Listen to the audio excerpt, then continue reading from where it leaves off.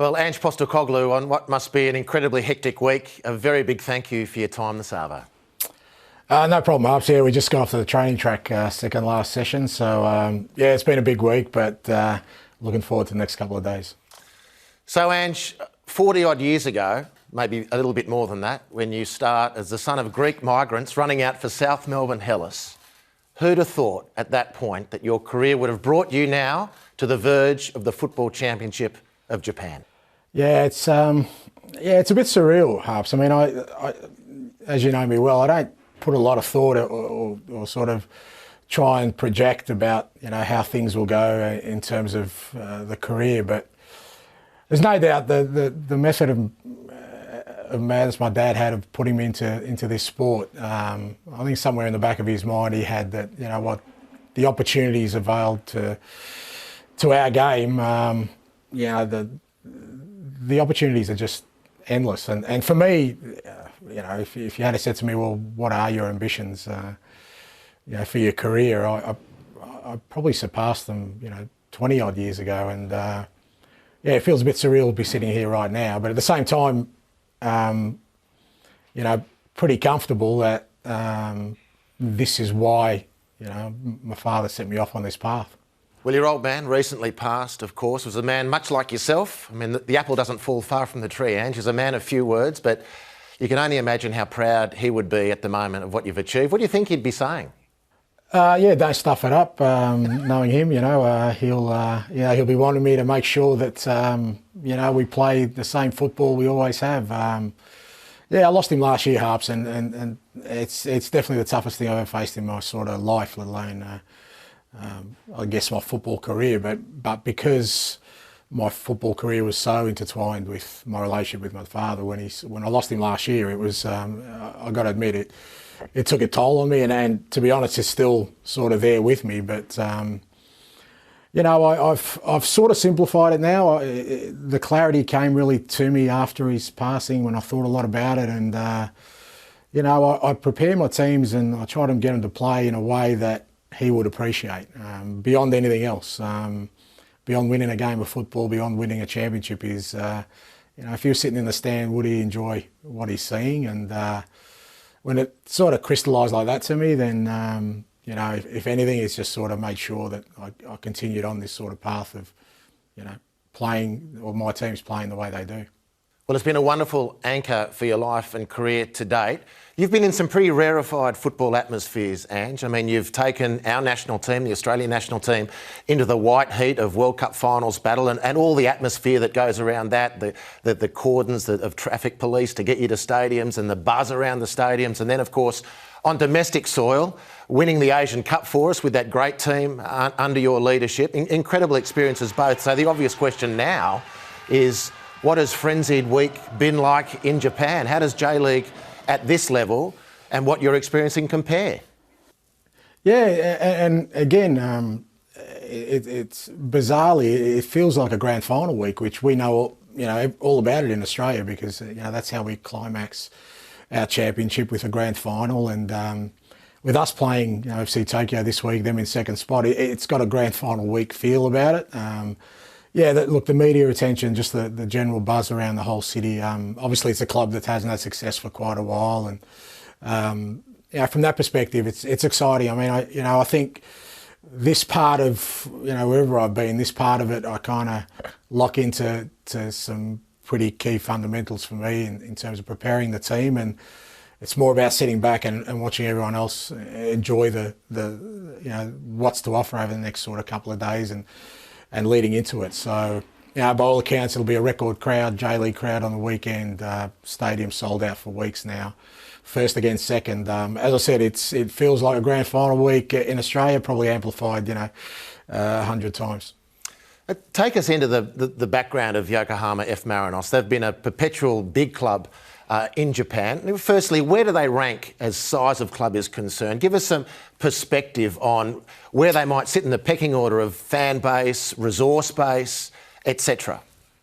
Yeah, look, they're one of the original clubs that kind of started when the J-League started, and they take great pride in that, and that gives them a certain standing in Japanese football. Initially, when they were first formed and they were an amalgamation of a couple of clubs, they had some success early on, and some fantastic players have been through here. Shunsuke Nakamura, Yuji Nakazawa, the captain bomber. And probably in the early 2000s, had some real success and rightly considered one of the big clubs. That's sort of dwindled away in recent times. Partly because of lack of success, partly because there were some challenges around the training facilities and resources. And, I think it'd be fair to say budget-wise and facilities-wise, we'd kind of probably be mid-ranked in J-League terms, middle of the table, but not in terms of support. The supporters have stuck by the club, right through all the tough times. It's the first thing that's hit me when I got here last year, home and away. They're just so passionate. And as I said, we'll have 65,000 here on Saturday. 55, 60 will be, Yokohama F. Marinos supporters. So I think that's been the bedrock of the club, the support it's had. But it's certainly had challenges off the field. These are the shifts I tend to pick up, and I'm hoping with some success we can change all that. I'm fascinated, Ange, to know how the initial discussions with Yokohama's board of management went, because I think we in Australia all know what you would have said to them. This is what I'm going to do with the team. Are you prepared to hang on for the ride? They surely wouldn't have had little idea what they were getting themselves in for. How did that all play out? Yeah, it was an interesting sort of exercise for me as well, because, as you said, I tend to be fairly clear and concise about sort of what I'll deliver to the project, whatever that may be. But it's at the same time, I had to be respectful of the fact that I'm in a new country with a different culture and understanding the challenges that they have. And ideally, you with most clubs, it comes with a bit of investment or the right investment, and you get success.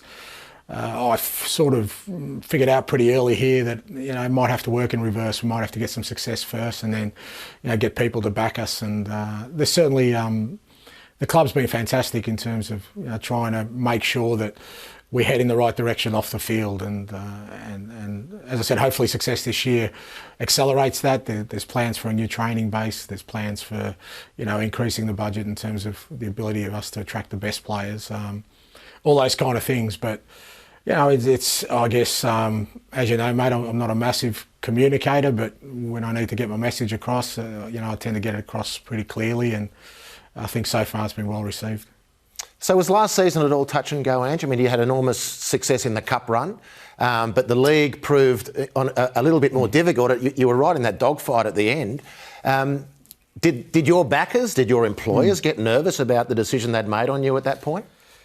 I'm not really sure, Harps. I've never really worried about that, and I don't say that sort of flippantly, because you kind of know as a coach, you're always going to get judged by your results. And when they're not going well, you're probably not privy to everything that's going on. I mean, I go back to South Melbourne days of my first 5 games in charge. We won one, and an infamous board meeting was called, which potentially was going to call for my head, and our president, George Vasilopoulos, who's a pretty smart cookie, said he was sick that night and didn't turn up to the board meeting. And then, the rest is kind of history at South Melbourne. Same at Brisbane. People say, well, the first sort of 6 months I had at Brisbane, things didn't go swimmingly. And even with the Socceroos, post-World Cup, prior to Asian Cup, we weren't exactly flying. But I tend to think that people see something there rather than me being worried about sort of losing my job or changing my ways. I think what I say I do, I will do, and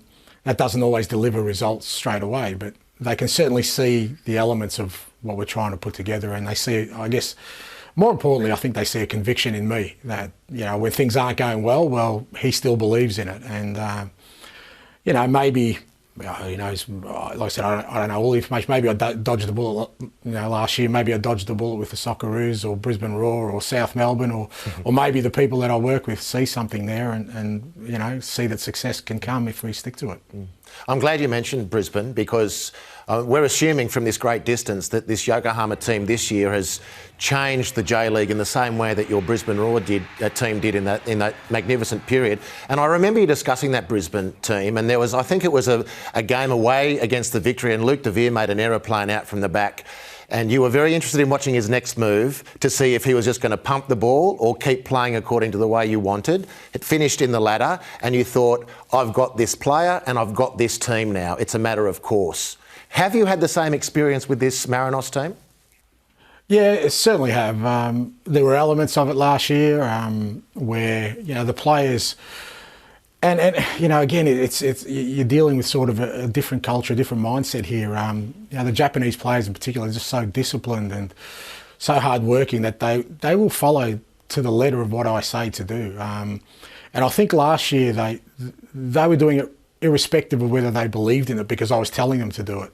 And I just had to be careful that I didn't take that as a sign that they really believed in what we were doing, or they were just sort of following my orders, because they are disciplined in following the coach's orders here. But I certainly felt once we hit sort of pre-season this year, you just get a sense that I liken it to sort of driving, and I can just take one hand off the wheel, because the players are now, and the other coaches that I'm working with are driving the program themselves. They're picking up the cues. They're not worried about making mistakes. They're not sort of second guessing what we're doing. It's just about how can we get better at it and better at it. And I knew during the pre-season and with the recruiting we did, the players we got in, that we were going to be a good side this year, and we were certainly going to be a strong side second half of the year. Once sort of everything was bedded in. I think the signs were there last year. I was just reticent to say, well, yes, they really believe in it, just because they were continually executing it. I thought this year they actually believe in it as well. And so, of that wonderful Brisbane team, of course, most of us, with the great leadership of Matt Mackay, et cetera, but Thomas Broich was, in our recollection, this magnificent pivot point to that team. Have you got similar at Marinos? Yeah, I mean, you speak about Matty Mackay, who was so important, and you always, that's kind of one of the pillars of what I do, is that I kind of need some key soldiers in the team who will really drive this. As you said, Matty was fantastic at Brisbane. Miller Jednak was fantastic with the Socceroos, and here, there's a similar type to Matty in Kibo Kida, who's our co-captain with Big Taka Ogihara. And Kibo Kida has been here since he was 8 years old. He's a Marinos through and through boy, and he's come through the ranks of junior academy, first team player. First came in 2013, I think. He's still only 25. He bleeds this club, as blood, and he's been fantastic in just driving the whole program. And it's not easy for him, because here in Japan, it's a different culture, and age and experience count for a great deal. He doesn't have either on his side, but his actions, a bit like Matty Mackay, as I said, and Mille, speak much louder than words, and he's been fantastic in sort of leading that charge. And in terms of the star factor, I reckon I got about 4 Thomas Broiches, without disrespecting Thomas at all, because he's a fantastic player. But we've got some real talent in this team, and it's exciting. I mean, I genuinely get excited watching us play, aside from coaching. I think we've got 2 players who've scored 15 goals, who equal joint top scorers. We got Edigan Jr., who we lost halfway through the year. He had 11 goals. He was top scorer, and we lost him halfway through the year with a broken leg. Our wingers are getting, I think, 6 and 7 goals between them. So it's exciting to watch at the moment, and it's certainly helped that we've got our sort of foreign acquisitions right. And so, Ange, I don't know, in a dressing room as foreign as this is culturally, when you start, minimal English speakers apart from your immediate coaching staff, how on earth do you deliver the legendary Postecoglu team talks, which most of your former players refer to as being spine-tingling and career-defining? How's your Japanese? Yeah, it's no good. So I mean that's probably the one thing that people sort of spoke about. How do you overcome that? And just to give you a sort of snapshot of the scenario is, I give a team talk. My Japanese interpreter obviously interprets that in Japanese. While he's doing that, the Portuguese interpreter is interpreting it to the Brazilian players. And while that's happening, our Thai interpreter is interpreting to the Thai player. So, if I did any of my favourite speeches, it would last longer than the game. So It's kind of how do you tell the story of the 300 Spartans in 3 sentences, mate? And 7 languages. Managed to cut it down, and it's exactly. And I think there are other ways. I've come to find that ultimately, because as you've already said, I've said, is that, and I think people pretty much realise I'm not a massive one to sit around and talk endlessly with people. I figured out that people just see it in me, one way or another, of what the message is and what I believe in, because I think I live it. It's not just me sort of saying words. So I haven't had to give the big speeches here, but I've certainly still been able to motivate the players to believe in something beyond the 3 points, the win that everyone wants, obviously. I've always believed there's more to it than that, and if you can tell a good story, then it's going to take you to better places. And as I said, it's been in multiple languages in a condensed version, but I've still managed to get my point across. And nevertheless, Ange, it must have been a particular challenge to get players, to hold their nerve at different points. I mean, still, we've been watching you, thankfully, for a number of years do this, and still we're on the edge of our seats. And I listened to the poor old World Feed commentator last week in that crunch match, and your goalkeeper's stopping the ball and continues to draw strikers in and pass the ball just beyond them. And the poor commentator's nearly choking the microphone. How on earth do you communicate that calmness and that nerve to your players?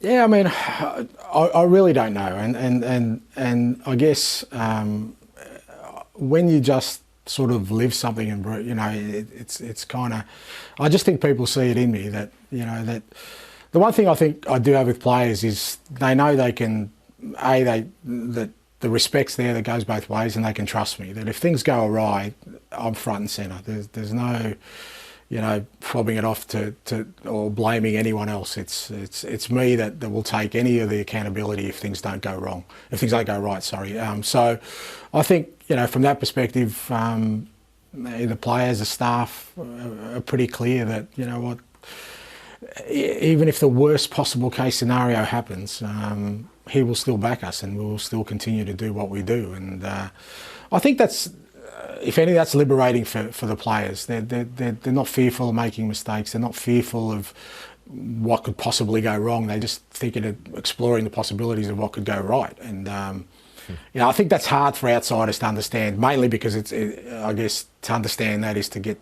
to understand me really well, and that's obviously difficult. And I can understand from an outsider's point of view, when they watch it, they say, well, it doesn't make sense. I mean, last week was a great example. We're playing Kawasaki, we're away from home, we're 3-0 up, the game's done and dusted. We really could have put the brakes on, and, we concede one, and we go and score another, get a fourth, and the players understand now and want that sort of living on the edge and playing on the edge, because the one message I've been consistent with sort of this latter half of the year with the players is I want them to play the same way they did when they first started playing the game. When you first start playing, all of us halves, we want the ball, we want to score goals, we want to dribble, we want to play with a smile on our face. We don't worry about tactics and organisation. And that's the way I want them to play. And then my job is to set up a framework, the tactics, the organisation that allows them to do that. And that's the way they've been playing sort of the last sort of 10, 12 weeks. Maybe we had a portal to the success that lay in wait this season when we went to the pre-season, and you had the privilege of playing against Pep Guardiola's Manchester City in Japan. And if I may say, at least statistically, but I think it's deeper than that, played Man City off the park, such that you drew a lot of attention from Guardiola in his post-match commentary. Fast forward to last week, away to Kawasaki in the big prefecture derby, defending champions, Kawasaki, and playing for their own survival in the race for the Asian Champions League, and you blokes towel them up 4-1, could have been more. Is that the embodiment of what Pep Guardiola perhaps saw in the pre-season? Yeah, I think so. And I think that game was important to us, even for sort of our own team, because the task we set on that day was let's outpossess them, let's create more opportunities than them. Forget the scoreline, maybe we'll lose 6-0, but can we do those things? Because no other team can do that, be it a friendly or be it a competitive game. to say that you can go out there and outpossess the best team in the world in that form of football and create opportunities, not just sort of just keep the ball for its sake alone. The fact that we got through that game and the players really felt that confidence. We understood it was a pre-season game, and the quality of players they've got far exceed the quality of players we got. But in terms of the principles of it, well, if you're not going to fear Manchester City, you're not going to fear anyone. And we got a great deal of belief out of that for sure, as a team. Not for me, mate. I've known this since 1997 when I took over South Melbourne. I know this football works. I know once the players buy into it that sort of getting rid of that fear of players is such a powerful weapon.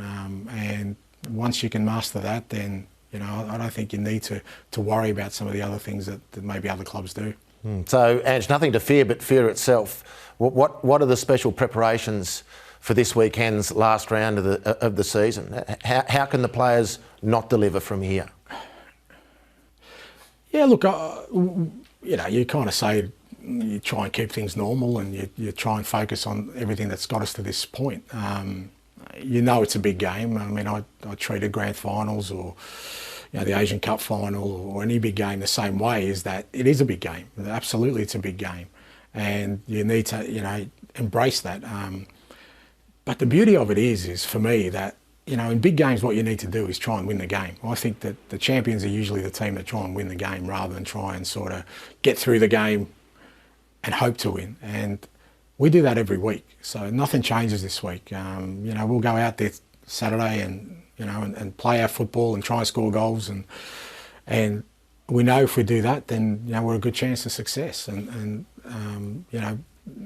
everything else that sort of surrounds that, we can shield because it's not a major departure. It's not a departure at all from what we do every week. So whether it's home, whether it's away, whether we're playing the top team, bottom team, irrespective, is that we go out there, we play our football, we take it to the opposition, we score goals, we're aggressive in our mindset, and when all that's put together, we're hard to stop. Well, I just want to move, if we can, in closing, Ange, into territory that you won't want to venture into, but it's the speculative world, even as close as this championship is.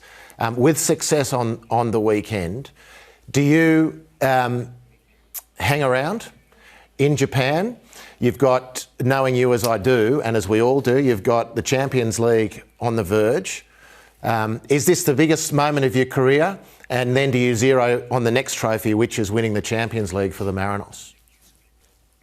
Yeah, look, I'm definitely going to be around next year for sure, and there's still stuff that I want to do here, and I still think we can be better. As I said, we've got some challenges off the field that, I want to try and steer the club in the right direction, with the people in charge who understand that. And again, in terms of where that sort of puts me and where I'm headed to, who knows? As you said, me standing here in Yokohama, even 10 years ago, if you had have asked me, I would have said, well, it's an impossibility. And if you think of what's happened in between that, whether that was Brisbane going to a World Cup, Asian Cup, all those kind of things, I don't know what the next 10 years will bring. But I'm in a space now where I'll do the things I want to do, and I'll do them in the way I want to do them. And I think that's fairly liberating as a coach, when you can not worry or stress too much about what the next step may or may not be. Where that takes me, I could give you the most ambitious of my dreams, and who's to say it won't be surpassed, because I certainly have surpassed any sort of.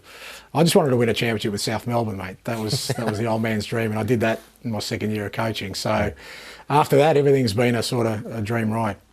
I mean, if I can put a really difficult one to you, if you are on the verge of winning the Champions League, Asian Champions League for Yokohama F Marinos, and a European club from a Big Five league comes knocking at your door, do you forsake that title for the European dream? Because everybody here is assuming that Europe is your destination at some point. Yeah, look, again, if it comes across my path, and I'm not the desire to coach in Europe is there because it's another challenge, not because of, I think that's I think that's my sort of contradiction with Australian football, is that even when I was coaching in Australia, I believed I could coach at the highest level, not because of sort of any arrogance or anything like that. I just know what I can do in myself, and I know my methods can work because they worked in, with all the teams I've ever coached. And, people always put sort of challenges because we are from Australia. Well, how will you deal with the pressure? How you deal, with the scrutiny? How will you deal with the criticism? How will you deal with big name players? And, I just, again, what that really is saying is that what we do is somehow not worthy because of the country we live in. And I've never felt that way. And if there was one message I try to get across to the boys in the Socceroos was just that, it's not a thrill to play Brazil. It'd be a thrill to outplay Brazil and beat them. That's where the joy would come. So, for me, if whatever happens in the future, it'll happen because, somebody's seen something in me to give me an opportunity, but it won't sort of tick a box for me that I need to prove myself in another arena. It's just, I love the challenge. I love coaching. I love, picking up assignments that are difficult for everyone else and turning them around. That sort of stuff drives me all the time. So we'll just see what happens. Well, in a globalised world, Ange, we've proven that we can follow your progress offshore. I guess a burning question for us is, are we going to get a chance to see you wave your magic wand domestically again at some point? Again, who knows? I wouldn't think in the foreseeable future. But I'm still very passionate about Australian football. I'm just still very passionate about it, realising its potential. I think I've said a number of times it was probably a good time for me and Australian football to have a break from each other. But having said that, it may not be in the coaching sphere, Harps. Maybe. The coaching sphere, I think there's nothing more I can say or do in Australia to convince people that, the way forward was, the way I sort of envisaged it. But maybe it'll be in a different role, and, maybe it'll be taking over a club or in club land or working with, the federation in another capacity just for the game to realise its potential. But who knows, mate? Again, I'm kind of, as you said, that's speculation. But for me personally, it's now just about, trying to hopefully show the world that, growing up in Australia and all my football sort of education has been in Australia for the most part, with obviously some added benefits of being an international manager. Isn't a hindrance to compete with the very best. Ange, maybe it's just that some people refuse to be convinced, but indeed, you're on the cusp of achieving something that the great Arsene Wenger couldn't when he was the coach of Nagoya Grampus, and you're 90 minutes away from being the champion coach of Japan. It's an incredible thing. Yeah, again, I don't enjoy this bit. I enjoyed last year when everyone was kind of doubting me and not really sure about where we were heading, but I'll definitely enjoy watching the people around here. If things go well on Saturday, there'll be some people who will really enjoy the success because in many respects they've earned it for the last 15 years of following this club and wanting it to be in this position. So, yeah, let's see what Saturday brings. Hopefully it's a cracking game. We score some goals and, it's a good ending. But at the same time, my history better than anyone. It's never straightforward, mate. So there'll be some twists, I'm sure, on Saturday. Well, Ange, I can only speak on what I'm assuming is the majority of the Australian population to express our enormous pride at what you've done. We'll be following incredibly closely every ball that's kicked on Saturday and believing in the spirit of the Socceroos and all the great clubs you've coached that you're going to burst the tape and be the first Australian to coach a J-League champion team. Thanks so much for your time, Ange. Good luck to you, mate. Good on you, mate. Thanks.